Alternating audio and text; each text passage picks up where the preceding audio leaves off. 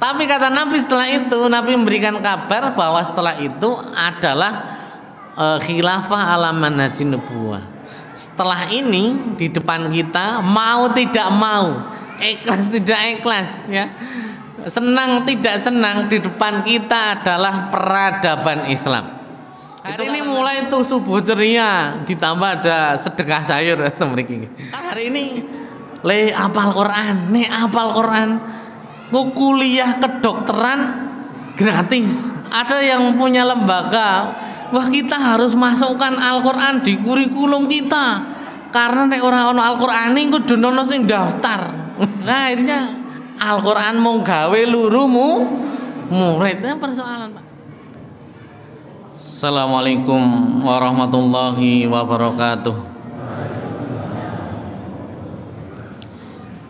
Alhamdulillahi wa kafa, wassalatu wassalamu ala habibinal mustafa Muhammadin sallallahu alaihi wasallam wa ala alihi wa sahbihi wa man tabi'ahum bi ihsani ila yaumiddin. Qala Allah ta'ala ba'da a'udzu billahi minasyaitonir rajim. Bismillahirrahmanirrahim. Ya ayyuhalladzina amanu taqullaha haqqa tuqatih wa la tamutunna illa wa antum muslimun. Wa qala Rasulullah sallallahu alaihi wasallam ittaqillaha haitsuma kunta wadbi'is sayyi'atil hasanata tamhuha wa khaliqin nasa bi khuluqin hasanin. Ma'asyiral muslimin rahimakumullah. Alhamdulillah dengan nikmat yang Allah berikan kepada kita, terutama nikmat Islam dan nikmat kesehatan. Dua nikmat yang para ulama menyebut dengan nikmat terbesar. Kenapa nikmat terbesar? Nikmat sehat adalah nikmat yang diinginkan semua orang, baik mukmin ataupun kafir, ataupun fasik atau fajir, atau yang baik, semuanya pengen sehat. Kenapa? Karena punya harta banyak, punya mobil mewah, rumah besar gitu, kalau tidak sehat, orang tidak akan menikmati kekayaan itu. Makanya kadang orang untuk mencapai itu dia harus mengeluarkan biaya yang besar. Berapapun biayanya untuk sehat tuh, yang penting sehat. Itu ya, orang mau mengeluarkan sebanyak apapun, kan begitu. Bahkan kadang kasih dodol sapi, ya. Ini sapi ini dol, ke operasi kan, ya, omai dol gitu ya. Yang penting sehat. Kemudian nikmat Islam itu adalah nikmat terbesar, ya, di akhirat. Jadi siapapun, ya, baik itu kaya atau miskin, itu kalau dia Islam, maka menjadi kebahagiaan dia di akhirat. Karena kalau kekayaan, ya, tadi kesehatan di dunia itu, kalau dia tidak Islam, nanti di akhirat ya sengsara, rugi gitu ya. Artis gitu yang hartanya banyak gitu ya, kekayaannya di mana-mana begitu ya, terkenal di mana-mana, banyak yang memuja, memuji begitu ya. Tapi kalau dia bukan muslim, ya di akhirat menjadi orang yang rugi. Maka dua nikmat ini marilah kita syukuri, ya. Alhamdulillah hari ini kita sehat, ya. Alhamdulillah hari ini bisa melihat, ya, dunia. Alhamdulillah pagi ini, ya, malam ini kita masih bisa mendengar. Alhamdulillah, ya, malam ini kita masih bisa bicara. Alhamdulillah kita bisa melangkahkan kaki kita ke masjid. Semuanya alhamdulillah, ya, ini harus kita syukuri.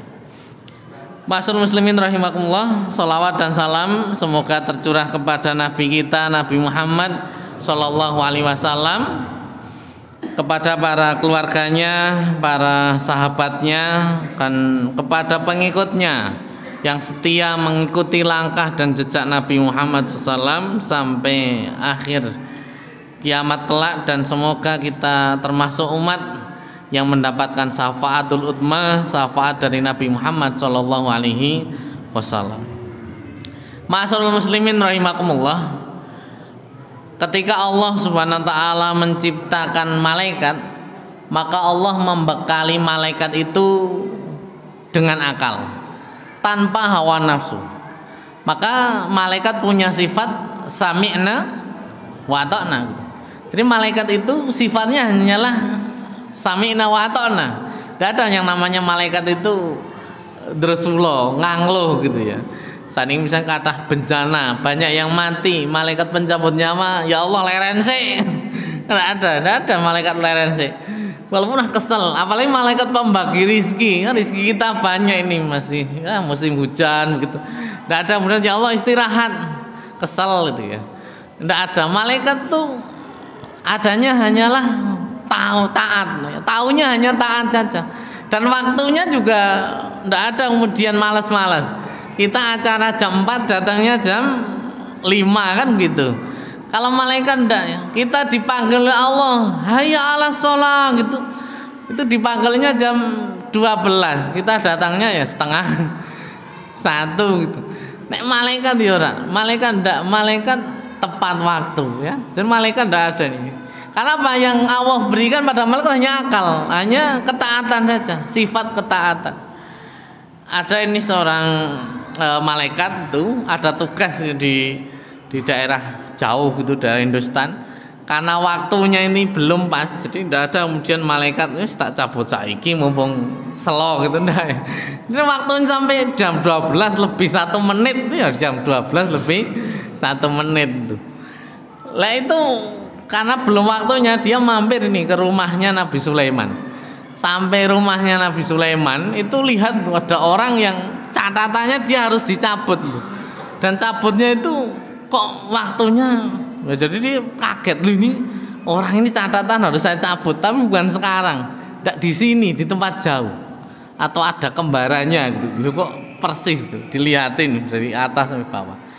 Dia karena hampir waktu tugas, malaikat pamit tuh, ya Nabi Sulaiman, ya Nabi Allah, saya pamit ada tugas ya, yang harus segera saya kerjakan. Akhirnya pergi ya, pamit.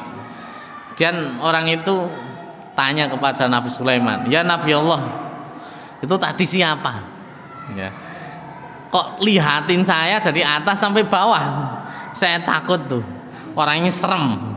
Dia itu malaikat pencabut nyawa. Kok makin kaget tuh, jangan-jangan saya ini mau dicabut nyawa nih gitu. Wah, gimana ya Nabi Sulaiman kalau saya dipindah di tempat yang jauh sana ya, biar nanti saya ketemu malaikat kuineh. Akhirnya udah Nabi Sulaiman panggil kendaraannya, awan. Salah satu kendaraan beliau angin. Si angin ya. Mungkin kalau di film kan ada ini ya, apa Sunggoku itu awan kinton. Nah, itu salah satu kendaraan Nabi Sulaiman angin. Udah dikirim dia ke daerah jauh. Nah, sampai situ pas waktunya, nah, dia datang dicabut. Nah, malaikat masih penasaran, maka pulangnya mampir nih di rumahnya Nabi Sulaiman. Ya Nabi Allah, tadi temen jenengan teng pundi? Lah wau kula enten tugas nyabut, ciri-cirine plek kalih sing tau rencange jenengan mau. Lah mak kula penasaran ya, ini atau bukan? Kok ada di sini? Tugasnya ada di sini itu. Dia mengatakan tadi lihat jenengan itu ketakutan dan suruh dikirim di tempat jauh. Ya, dia suruh dikirim daerah Hindustan sing adoh. Nah, ternyata memang jatahnya di sana. Maka kita itu sebenarnya begitu. Kita itu ajalnya di mana itu sudah ditentukan, kapan sudah ditentukan. Caranya seperti apa sudah Allah tulis. Ketabrak mobil atau stroke atau jantungan, sesak nafas, semua sudah ditulis. Waktunya juga sudah ditulis oleh Allah Subhanahu wa taala. Wa ta'al kiram rahimakumullah. Kembali ke tadi, malaikat punya sifat tidak pernah menolak perintah Allah Subhanahu wa taala. Itu malaikat. Kemudian yang kedua, Allah ciptakan hewan. Allah bekali dia dengan hawa nafsu tanpa dibekali akal. Makanya hewan itu mengedepankan hawa nafsu, memang tidak punya akal gitu. Makanya ayam itu ya, pitik itu wayahe kawin, itu ya kawin tuh. Ora peduli ning dalan, ora peduli ning kebon, itu kawin ya kawin itu. Ora peduli iku mbokne atau itu adine gitu. Jadi karena apa? Hawa nafsu tuh. Hewan kan gitu. Hewan wayahe ayam kan gitu ayam ya. Enggak ada rasa malu juga enggak ada. Karena yang didepankan adalah hawa nafsu. Kucing itu ya itu. Jadi jenengan dah masa ya greh mung kanggo anake tok pak mangkat sekolah. Itu ya dimbat karo kucing. Kenapa? Wayahe makan ya pengen makan itu gitu. Jadi kucing itu. Kenapa yang didahulukan adalah hawa nafsu, ndak punya akal, ndak mikir ini nanti buat sarapan, nanti buat sekolah. Kasihan kalau saya makan, ndak gitu. Pokoknya wayahe maam gitu aja. Ndak peduli halal atau haram kan begitu. Ya ndak peduli kayak racun porang itu. Ya tikus itu gitu ya. Nah, tikus wayahe maam, ndak tahu itu ada racunnya tidak. Itu hawa nafsu. Kemudian yang ketiga, Allah ciptakan manusia itu dengan akal dan hawa nafsu gitu. Ya.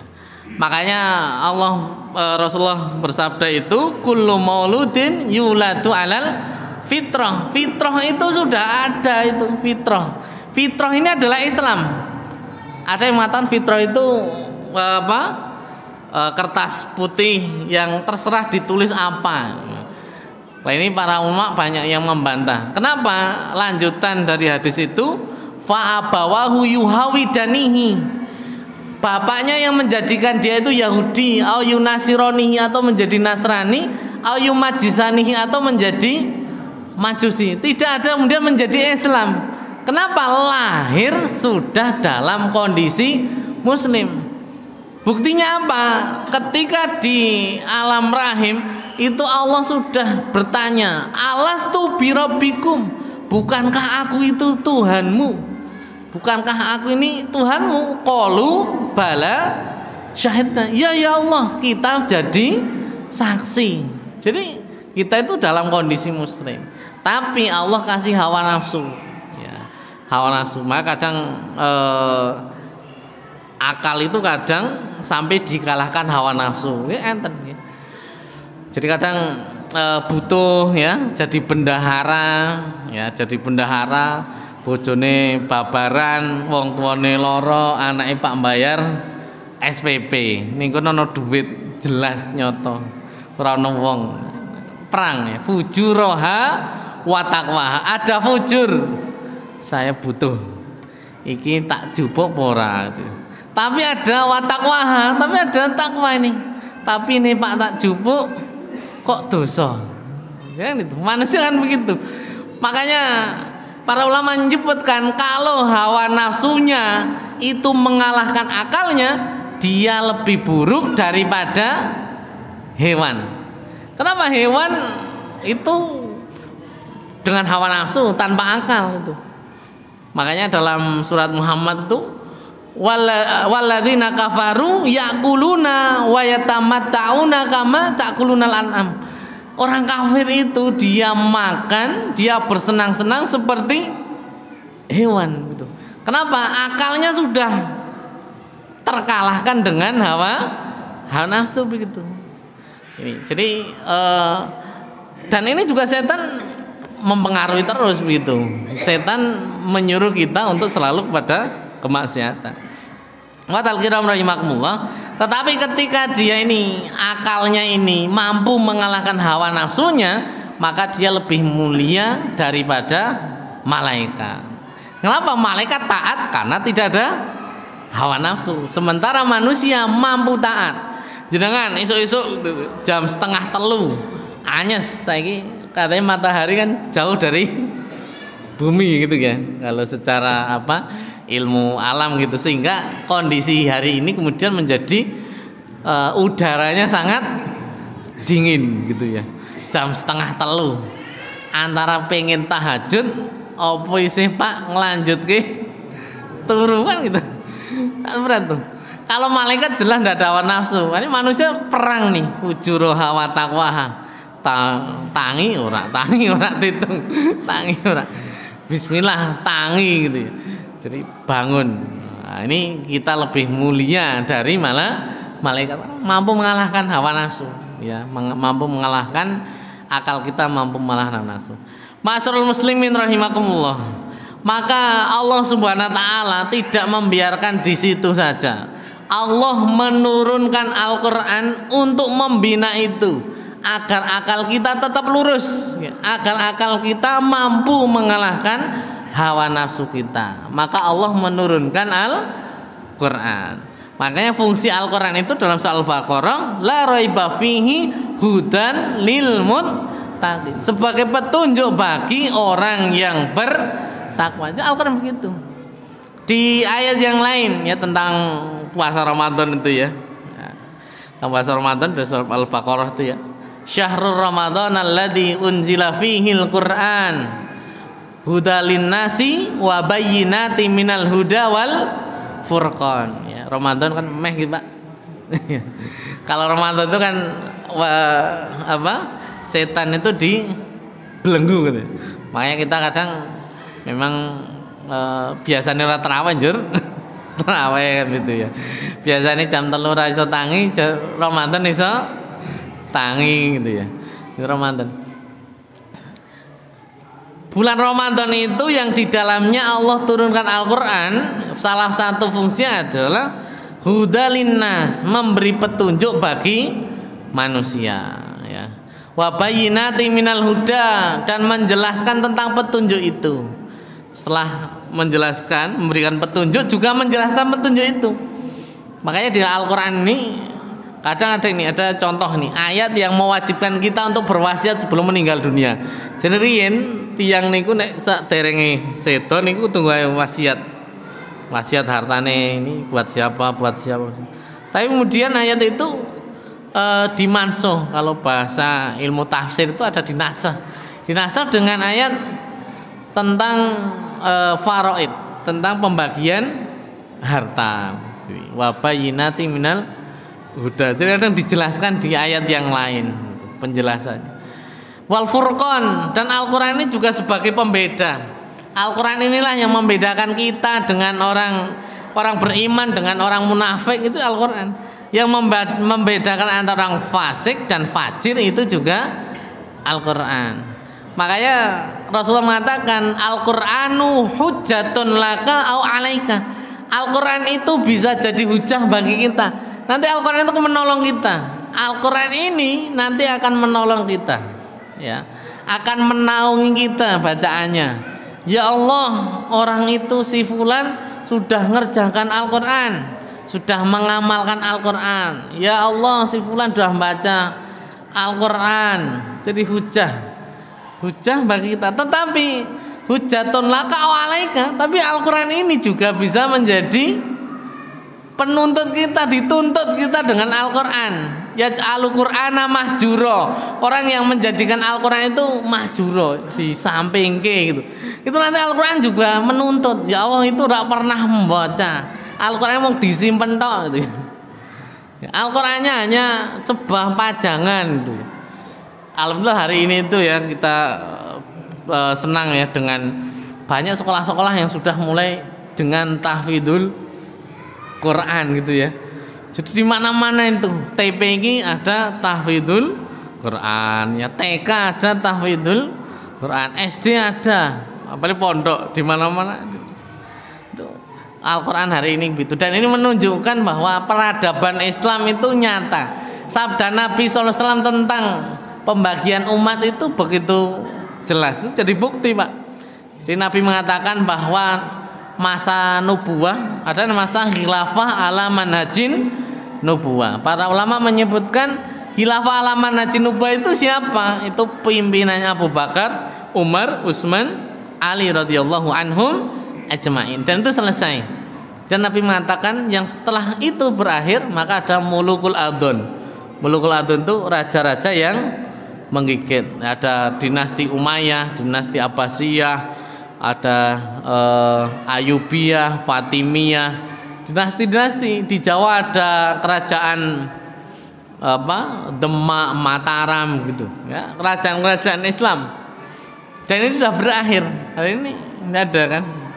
Kemudian Nabi mengatakan setelah itu ditutup menjadi muluk jabarin, ya, raja-raja diktator.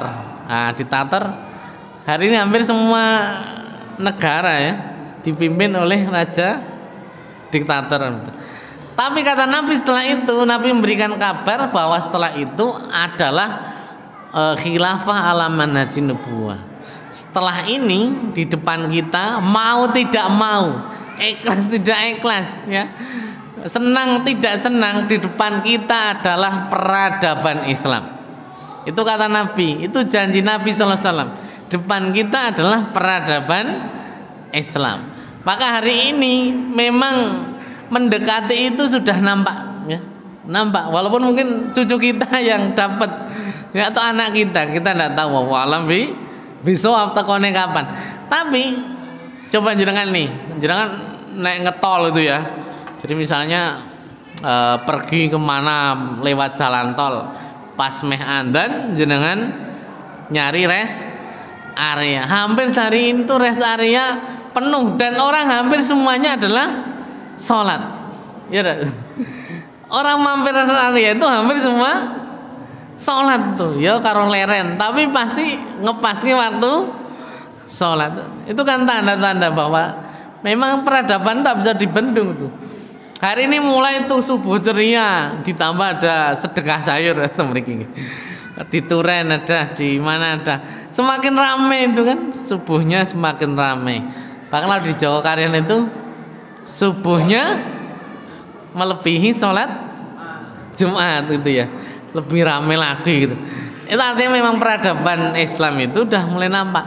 Depan kita adalah peradaban Islam. Seperti tadi nih, Al-Quran sudah mulai dilirik kembali. Beda dengan 15 tahun yang lalu gitu. Jadi sudah mulai sekolah-sekolah berbasis agama muncul. Tapi ingat bahwa di depan kita, ya, di perempatan jalan sana ada setan yang menunggu, ya, ngawe-ngawe gitu. Nah ini yang harus hati-hati. Makanya perlu kita niatkan, luruskan niat kita. Ini benar Pak. Jenengan nih yang sudah semangat tuh nyekolahkan anak ke pondok tahfidz. Niatnya apa Pak? Nek wis apal Quran, anak jenengan kon ngopo? Nek kon ngopo? Nek wis apal Quran kon ngopo Pak? Kon ngopo Pak? Ya, Al-Quran itu bukan hanya untuk dihafalkan, bukan hanya untuk dibaca, tapi tujuan diturunkan adalah sebagai hudan, sebagai petunjuk. Al-Quran itu bukan hanya untuk dihafalkan, tapi diamalkan. Yang terpenting itu di situ Pak. Yang terpenting itu adalah anak kita mampu mengamalkan Al-Quran, menjadikan Al-Quran itu sebagai petunjuk. Sama saja anak kita kalau hafal Quran tapi menjadikan Al-Quran mahjuro gitu ya. Tidak pernah tahu tentang Al-Quran, mau sekedar hafal. Persoalan Pak, persoalan benar. Kenapa? Setan tidak pernah tinggal diam.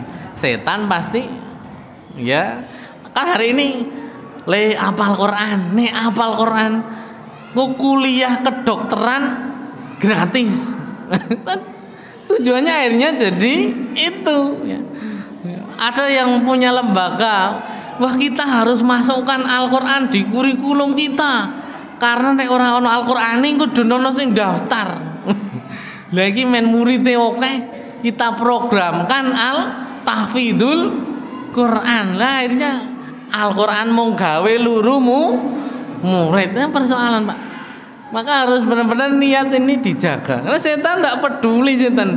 Setan itu tidak ada tidur Pak. Nek setan tidur itu kita nyantai. Setan tidak tidur. Datang dari depan, dari belakang, dari samping kanan, samping kiri gitu. Setan itu ingin agar tujuan lurus kita menuju akhirat itu bengkong. Gimana caranya begitu? Piye carane ben ora salat tahajud? Turu wae si anyes. Kan begitu. Ya dipopok karo setan. Ya. Telinganya dikencingi setan. Nabi kan begitu kan? Orang yang sholat dengar adzan subuh tidak bangun, itu telinganya dikencingi setan. Jadi kan mau nih telinganya dados WC. Kan WC setan. Itu begitu ya. Jadi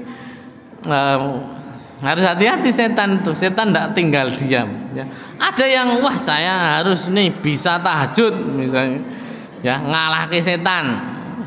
Setan malah isusuke patah ngantuk digugah. Ojo ngantuk wayahe tahajud. Nah, itu. Tapi nanti akan dicari selane. Sesuk ketemu tanggane, "Lek, kok kaya ngantuk? Kaya lemes." Alhamdulillah, mambengi iso tahajud 23 rakaat. Dadi kira do ngantuk sithik. Lah akhirnya amal tahajudnya jadi hilang itu tuh ya. Pengen ini ada ini sedekah sayur. Masjid Kali Bogor. Wah, aku tak sedekah sing akeh. Ya, sedekah. Nah, nanti ada yang tanya, alhamdulillah ya berjalan nih sedekah sayur. Wah, batire do males iki. Sedekah sayur ki 80% yang sing blonjo. Liyane do njupuk tok. Ora gelem ngisi. Lah jadi hilang sedekahnya. Setan begitu. Maka dengan Al-Quran juga begitu. Setan bagaimana kita itu tidak bisa baca, maca selembar ngantuk gitu. Yang sudah bisa baca bagaimana tidak bisa mengamalkan, itu setan begitu. Ini jadi pengen melencengkan dari tujuan awal. Tujuan awal apa diciptakan manusia? Wa ma khalaqtul jinna wal insana illa liya'budun. Tujuannya adalah agar kita ini beribadah kepada Allah Subhanahu wa taala. Maka diberikan akal itu untuk mikir gitu. Kemudian dipandu oleh wahyu agar kita benar jalannya ini ya. Jalannya benar. Karena ada orang mikir, tugas saya ibadah ini, saya harus ibadah, tapi ternyata salah. Kan banyak orang begitu, ibadah tapi salah. Maka Nabi pernah kemudian oleh Allah Subhanahu wa taala ditanya, "Qul hal unabbiukum bi akhsarina a'mala." Ya, katakanlah, maukah kalian saya kasih tahu orang yang paling rugi amalnya? Alladzina dhalla sa'yuhum fil hayati dunya wa yasabuna annahum yusinuna sun'a. Mereka orang-orang yang merasa sudah berbuat amal yang baik, tapi ternyata yang dia lakukan itu salah. Jadi dikasih ini Al-Quran biar bener. Oh jalannya ini loh. Kan ada yang kesana tapi jebule salah. Makanya doa kita ghairul maghdubi alaihim waladhdallin. Bukan orang maghdub. Siapa maghdub? Yahudi. Tahu ilmunya tapi males, itu Yahudi. Tidak mau mengerjakan. Dan bukan dolin. Siapa dolin? Orang Nasrani. Semangat ya. Jadi orang Nasrani semangat, kasih tua-tua jadi pastor ya, tekenan gitu ke gereja ya. Ibadah nyembahnya Yesus. Nah ini akhirnya semangat dia, ibadah dia menjadikan dia ke neraka. Watal kiram rahimakumullah. Maka tujuan kita memang kita ini ibadah, dan ini kadang kita terkalahkan ya oleh hawa nafsu. Makanya fujuroha tadi kita bagaimana kita ngalahkan itu. Ya watal kiram rahimakumullah. Insyaallah kesempatan yang baik ini saya akan bahas di surat ini Al-Isra ya, ayat yang ke-18. Nah ini sebenarnya sudah saya siapkan sampai ayat ke-38. Tapi ini waktunya nggih. Jamin Pak? Waktunya. Berapa menit lagi Pak? Oh 13 menit. Ya nanti ayat nggih, dua ayat. Allah berfirman, "Man kana yuridul ajilata." Barang siapa yang menginginkan ajilata, menginginkan harta dunia, menginginkan dunia saja, ya. Ini muslim atau kafir, semuanya. Fasik atau baik, soleh atau toleh, semuanya. Barang siapa yang hanya menginginkan dunia, ajalna lahu fiha, maka akan kami berikan dunia itu. Siapapun, walaupun ora pernah sholat, kalau dia usaha ya mangkat sak gurunge subuh bali bar maghrib, ora mikir subuhan, ora mikir duhuran, pokoknya ning sawah. Itu kalau dia tenanan Allah kasih, walaupun ora pernah sholat. Namrud tuh ya saking sugihe ngasih nganti jadi Tuhan. Namrud begitu. Ibnu Katsir menyebutkan ya kerajaan besar itu ya ada yang muslim ada yang kafir. Yang muslim yang besar adalah Sulaiman ibnu Dawud, Sulaiman bin Dawud. Yang kafir adalah Namrud. Namrud tuh kerajaannya luas, kekayaannya besar, bahkan bisa ngidupi rakyatnya. Rakyatnya teko, ya, Pak Jalopo, aku pengen emas iki. Jadi tanya, sopo pangeranmu? Panjenengan. Pak butuh apa? Butuh makan. Sopo pangeranmu? Panjenengan. Butuh mobil. Sopo pangeranmu? Panjenengan. Itu Namrud. Ya. Sampai dia bangun, ya, bangun bangunan yang tinggi. Sisanya masih ada di Irak karena Namrud tuh rajanya Babylon. Kalau yang baca sejarah ya Babilonia nih, teng Irak nih. Bangunannya dur. Bangun bangunan pencakar langit pengen tekan swarga. Wah itu Namrud pengen sampai ke Allah dan mata ini Gusti Allah. Wah aku pengen ketemu Tuhane Ibrahim sing jenenge Allah kaya apa. Pak tak tekan surga, tak pateni gitu. Itu Namrud mau saya bunuh gitu. Sampai sugih itu kekayaannya. Ya. Gedung itu dipenuhi dengan 70 cerita, 30 bahasa. Jadi rame. Ada bahasa Inggris, bahasa apa. Itu Namrud, ya. Korun begitu. Korun juga kaya raya kan. Gemboke dibawa 5 orang rak kuat. Gemboke Korun itu. Jadi kalau orang itu mau usaha, Allah pasti kasih. Urusan dunia ini, urusan dunia. Tapi tidak semua kata Allah. Manasa'u liman nurid itu yang dikehendaki oleh Allah Subhanahu wa taala. Kadang kita sudah peras keringat, banting tulang, ya. Sikil dadi ndas dadi sikil. Tapi yo zong ora hasil itu. Lah aku ki usahane tenanan, ya. Nandur paris kabeh obat tak tuku, yo ora hasil. Tonggone ora diwaton, ora disemprot, yo apik. Jadi model begitu kan. Jadi tidak semua liman nurid yang Allah kehendaki saja. Tetapi kalau orang itu hanya habis waktunya mencari dunia, summa ja'alna lau jahannam yaslaha madmumam madhura. Orang yang tujuannya hanya dunia saja, maka akan dijadikan bagi Allah jahanam tempat kembali dia, dan dia di akhirat dalam kondisi tercela, terusir, terhina. Ning akhirat gitu. Jadi dalam Al-Quran Allah menyebut bahwa harta itu akan jadi ini setrika. Punggung-punggung mereka akan disetrika dengan harta mereka. Jidat-jidat mereka disetrika. Maka di saat itu hanya penyesalan. Laula akhortani ila ajalin qorib fa asaddaqa wa aku minas solin. Ya Allah, mbok diparing umur sekedhik mawon, bondone ora tak simpen, apa tak sedekah? Sedekahke ya Allah. Aku Pak pengen dadi wong apik, Pak salat, Pak nopo poso. Itu kalau sudah di akhirat hanya penyesalan saja. Ini. Wa man aradal akhirata, barang siapa yang menginginkan akhirat, wa sa'alaha saya, dan dia sungguh-sungguh tenanan. Ya jadi sholat tuh yo tenanan. Sholat tenanan tuh yo iki diilmuni, sholatnya diilmuni, sinau. Kira-kira takbire wis bener apa gurung ya? Macane wis bener apa durung? Lagi wis wektune engko nduhur ki kapan? Tenani wasalaha saya.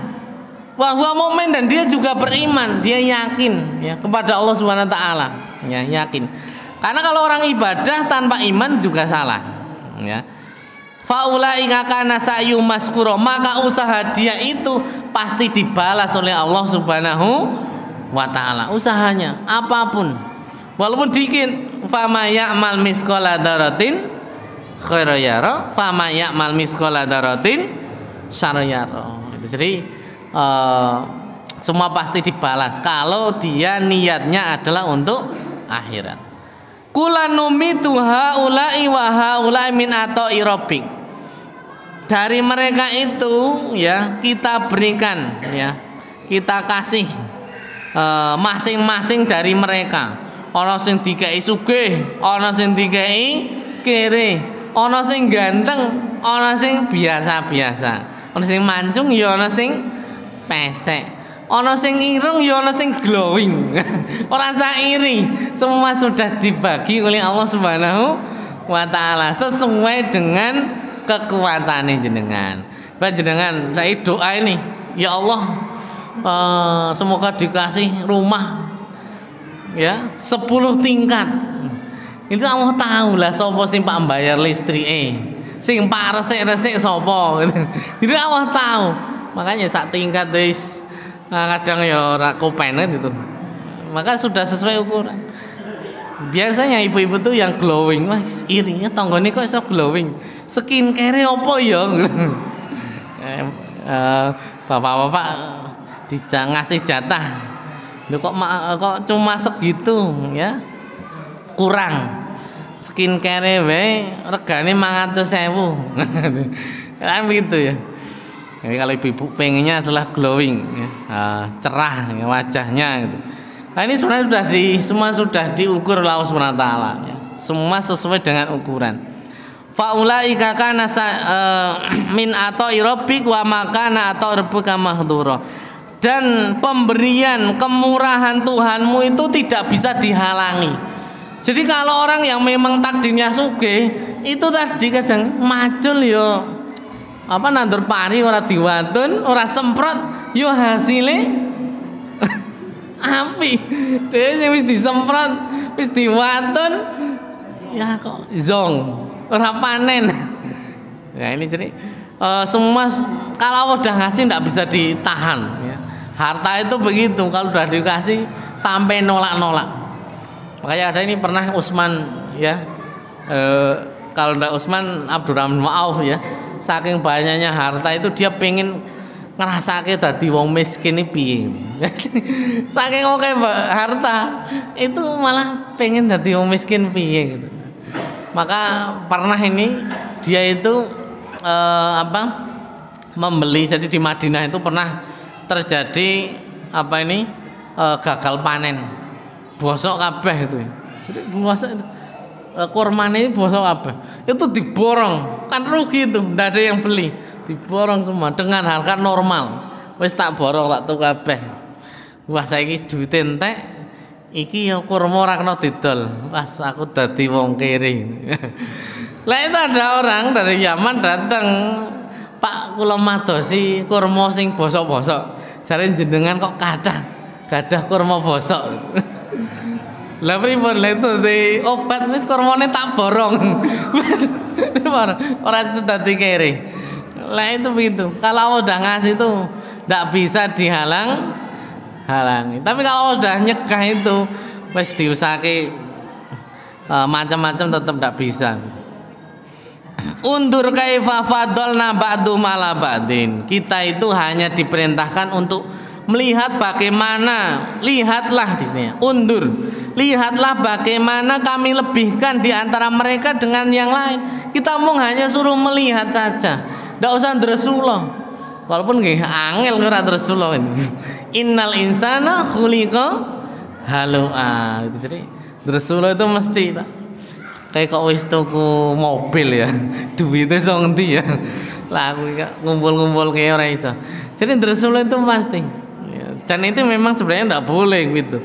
Kita itu harus melihat ya, itu memang Allah itu juga maha adil. Kalau kita dikasih belum tentu kita bisa. Kalau kita dikasih jangan-jangan kita nanti seperti Namrud, jangan-jangan kita seperti Korun gitu kan itu. Harusnya kita gitu. Makanya dalam ayat itu fasiru fil ardi fanduru kaifa kana akibatul mukadzibin. Cobalah jalan-jalan, lihat bagaimana akibat dari orang yang mendustakan ayat Allah Subhanahu wa taala. Ya kalau jalan-jalan ning ndi gitu. Jadi melihat ya. Kalau kemarin itu ada yang ke Semeru ya kan. Jadi kita bisa melihat ternyata orang yang kaya raya akhirnya juga butuh bantuan. Kenapa? Dengan hitungan detik harta mereka habis. Itu kalau udah mengendaki ngeten Pak, jadi habis. Firaun itu ya, Korun itu hartanya kayak orang entek-entek gitu. Tapi Allah tenggelamkan ya, karena kufur. Di Islam juga ada ini sahabat Nabi Salabah kan. Salabah itu dulu miskin ya, pakaiannya gamis aja gantian karo bojone. Salam langsung balik, tanya Salabah kan bar salam langsung balik. Ya Rasulullah, bojoku ora duwe gamis, Pak salat ora ana sing nutup aurat, maka saya cepet-cepet pulang untuk gantian. Ya Allah, ya Rasulullah, mbok didongake. Mbok didoakan biar saya itu jadi kaya, kan enak, zikirnya bisa enak, bisa infak kayak Abu Bakar, bisa infak kayak Umar. Nek jadi sugih kan penak. Nabi mengatakan saya takut engkau nanti malah jadi kufur. Dia mengatakan tidak mungkin ya Rasulullah, wong saya sekarang taat ya, malah tambah taat. Akhirnya didoakan, Allahumma rzuqnya Salabah, ya Allah berikan rezeki pada Salabah. Ya Rasulullah titip ini dikasih sama Nabi kambing. Ya kambingnya hamil langsung, ya punya anak ya kembar, mana kembar. Ya, tambah banyak ngarite kudu ning luar kota, tanya di mana Salabah. Sekarang kambingnya udah ratusan sehingga harus nyari rumputnya keluar kota sehingga udah kober neh. Itu gitu. Jangan-jangan kita kan begitu, makanya sudah sesuai dengan takaran. Kita hanya suruh melihat saja. Ya. Maka disyukuri ya, disyukuri. Cuma kalau kita ini syukurnya lebih gampang daripada orang kaya. Coba di saku kita ada 50.000 tuh alhamdulillah. Kenok itu beras itu. Coba orang kaya, konsep syukurnya lebih berat orang kaya itu. 1.000, wah 1.000 ge opo 1.000. Orang kaya gitu kan. Coba kemarin tuh ada kan artis yang hartanya berapa itu? Celana kolornya aja berapa ratus juta gitu kan. Bajunya harga 1 miliar. Nah itu kan 1.000 ge opo gitu. Kalau kita konsep syukurnya mudah itu gereh, nasi gereh alhamdulillah itu sarapan. Konsep syukurnya gampang ya. Tapi yang tiap hari makannya di restoran, di kafe, weruh gereh gitu. Gereh. Kan semangat ya. Itu alhamdulillah gereh. Alhamdulillah kok ono tahu ya. Goreng, alhamdulillah. Masya Allah. Orang kaya konsep syukurnya sulit ya. Ikhwatal kiram rahimakumullah. Nah, ini sampai ayat ke-22 ya. Saya tadi bilang sampai 38. Ini banyak perintah dan larangan di surat Al-Isra ini. Ya insyaallah nanti kita lanjutkan kapan-kapan nggih. Ini kan mau banser nggih. Ya kan cuma selingan mawon ya. Jadi kalau pas gantikan insya Allah kita lanjutkan ya. Nek mboten gantikan ya mboten dilanjutkan nggih. Kita kan lanjutkan teng griya mawon nggih, piyambak-piyambak nggih. Mangke diwaos nggih surat Al-Isra 18 sampai 38. Wallahu a'lam bishawab. Mangkatan saking Allah mbok pinten kelentang-kelentunipun salah kata nyuwun maaf ya, nyuwun pangapunten ingkang sakathahipun. Assalamualaikum warahmatullahi wabarakatuh. Dan kita tutup dengan doa kafaratul majlis. Subhanakallahumma wa bihamdika asyhadu an la ilaha illa anta astaghfiruka wa atubu ilaik. Assalamualaikum warahmatullahi wabarakatuh.